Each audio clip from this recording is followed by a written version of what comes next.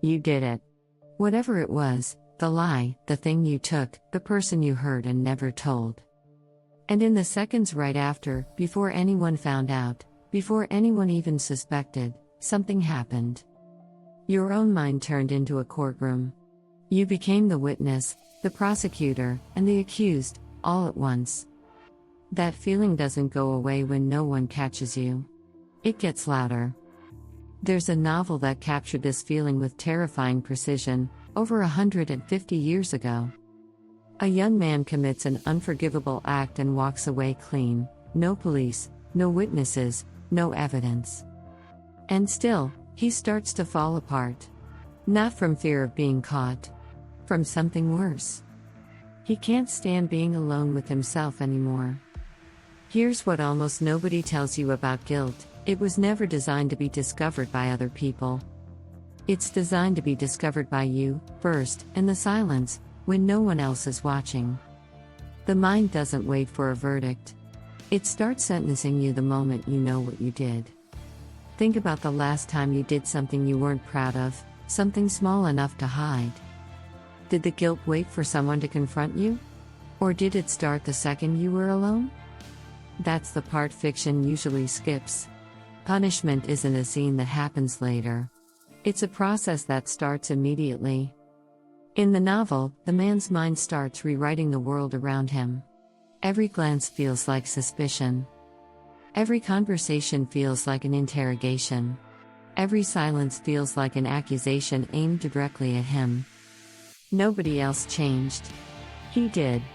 Guilt doesn't distort other people's behavior, it distorts your perception of it. You felt a version of this. A friend's text feels colder than it is.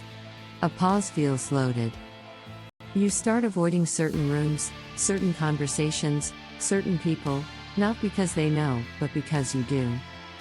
This is the part the book gets so right: guilt isolates you long before anyone else pulls away. You build the prison walls yourself, brick by brick, out of your own replaying, restless mind. And here's the twist most people miss when they read this story as a simple crime tale. Getting away with it was supposed to feel like freedom. Instead, it feels like the opposite of freedom. The man in the novel isn't punished less because the law never finds him. He's punished constantly. Every hour he isn't caught is another hour he has to keep pretending, keep performing, keep lying to himself. That performance is exhausting in a way punishment never has to be, because punishment eventually ends. Unspoken guilt doesn't have an end date. It just keeps compounding, quietly, in the background of your life. Eventually, something strange happens to him. Part of him starts wanting to be caught, just to make it stop. Not because he wants to suffer more. Because the not knowing, the hiding, has become the worst suffering. This is the moment the story stops being about crime and starts being about you. Because you felt that same pull. The urge to just tell someone, even knowing it might cost you. Not to be punished.